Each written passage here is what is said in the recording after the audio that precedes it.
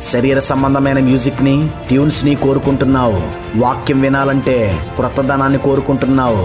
స్వచ్ఛమైన వాక్యాన్ని, ఆత్మ సంబంధమైన పాటల్ని, ఆరాధనని అనుభవించలేకపోతున్నావు.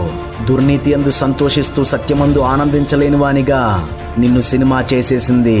క్రీస్తును నమ్మడం అంటే చర్చికి వెళ్ళడం మాత్రమే కాదు, ఆయనని అనుసరించాలి, ఆయన ఆజ్ఞల్ని పాటించాలి.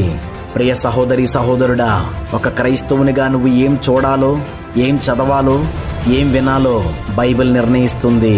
వాటినే నీవు అనుసరించాలి.